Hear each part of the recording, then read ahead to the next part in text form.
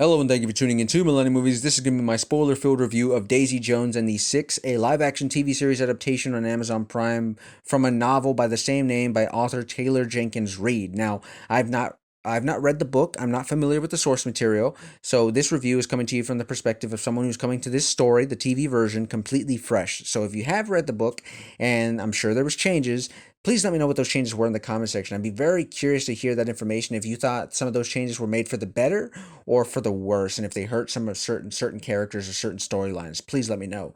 But let's get right into it. I'm just going to be sort of all over the place, but let's start with the performances. We'll get onto the on-stage performances in a bit, but the acting performances in particular.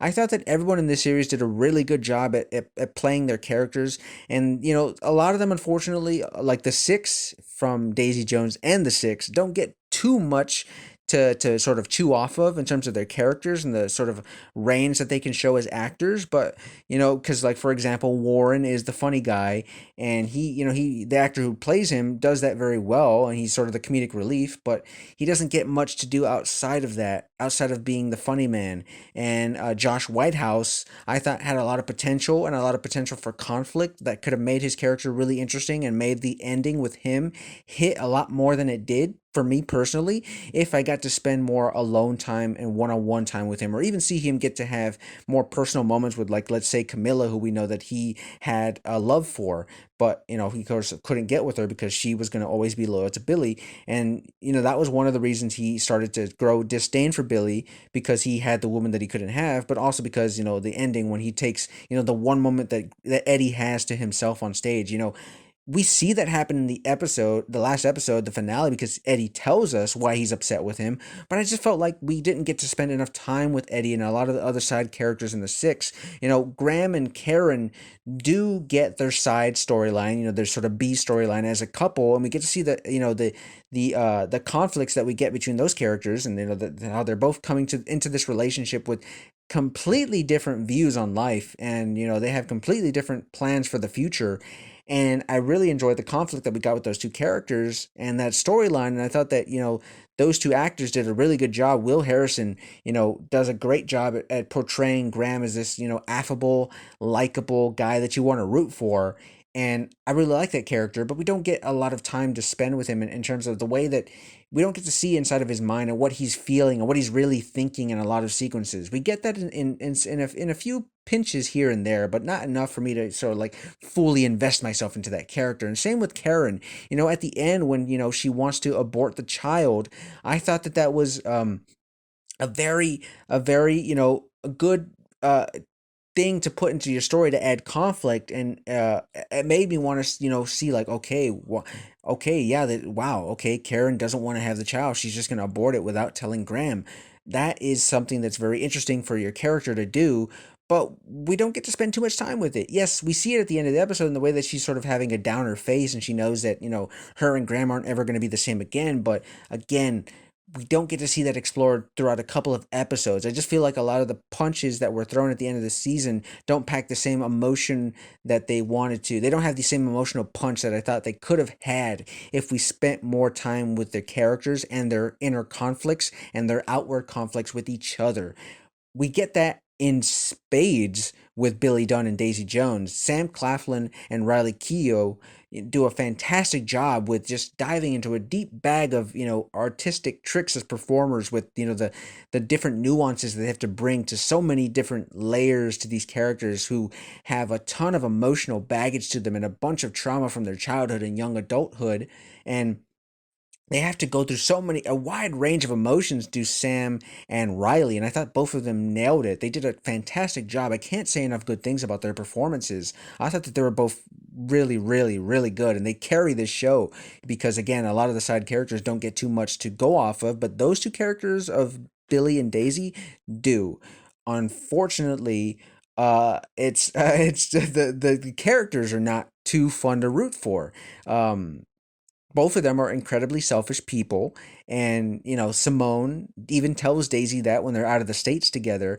And it's true for Daisy and it's true for Billy, because we see that a lot with both of those characters, where they're both sort of putting themselves ahead of other people, and sometimes they're not even doing it on purpose, but they're still doing it, and that's not an excuse. And yes, it creates great conflict, inner conflict, for these two characters to sort of want to better themselves, not only for each other but for the people who are counting on them and for the people around them who love them.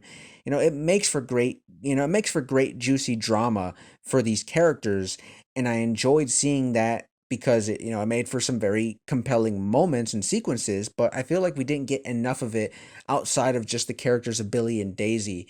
And so that sort of leaves me feeling like, yes, I did enjoy this group and I did enjoy this band, but I felt like there was just so much more potential that was just felt a little bit wasted on this series, where we didn't get to delve deep into these conflicts enough. And I didn't feel like they felt like they were setting us up to take us all the way there, but they didn't quite land the plane as smoothly as we would have liked them to, at least for me, because I feel like this series was sort of billed to me as a sort of Fleetwood Mac biopic, a fictional version of that, right? Because a lot of people in the rock and roll community have been clamoring for a Fleetwood Mac biopic, because there's just so much potentiality for drama, real life drama, that could be taken away from everything that went on with that band. And it felt like the series was supposed to deliver that in a fictional setting, and because it was a fictional setting, you have so much more creative freedom to take this into bigger heights. And it feels like a lot of the story just feels like it doesn't quite go all the way there. And even for the dark moments, aside from Daisy overdosing at one moment, it doesn't feel like the series goes as dark as maybe it should for these characters and the sort of darker themes and more adult themes that they want to tell. It feels like maybe the story doesn't go as dark as maybe it should, and the characters aren't taking to into dark enough places for me to sort of care enough about their conflicts and be more invested in them as much as I was. I mean, I was, but I felt like there was so much more room for me to be even more invested and to love these characters, because I like these characters, but I didn't feel myself loving or hating any of these characters one way or another. So that sort of is a sort of a con for me. The songs, I thought for the most part are really good, especially the main song that of course is the love song. I thought I'm not gonna lie, I've added it to my playlist, and it's really good. I really liked it. And to go back to the performances, I said earlier I would touch up on the stage performances. That was something that I really enjoyed as well. Was the stage performances? All of these actors had a real good stage presence to them, and they sold me that they were a real young kids from Pittsburgh who just had a dream, and now they were getting to live their dream. But they're also very talented, and I they felt believable to me as musicians. Is basically the quick version of that is what I want to say. So a lot of good things with this series, but I felt like overall with the finale, I felt like a lot of punches were held back. A lot of emotional punches were held back, and the series didn't quite get to go to the places that I wished it would have gone, as most biopics tend to do. And especially with this being a fictional one, I felt like there's even more room for you to go places that other biopics just can't do, because of course they're not based in a fictional setting. So I'm left with the finale feeling a little bit underwhelmed, and feeling like some of the payoffs that we got didn't feel satisfactory enough for me. For example, Camilla's death at the end with her getting a sickness and dying. It felt like there was no lead up to that. There was no moments to sit with Camilla alone and see like, okay, oh, she's finding out that she has a sickness of some kind. How does that make her feel? How does she deal with that? How does she put on a brave face for her daughter and the people in her lives? We don't get to see any of that. So when she's revealed to die at the end of the story, it doesn't pack the same emotional punch as it would have had we spent more time with her. And I also didn't like that Camilla even tells Billy, hey, I know you didn't really love me. Go get the girl. Go get Daisy. That's who you want. And Daisy, you be happy too.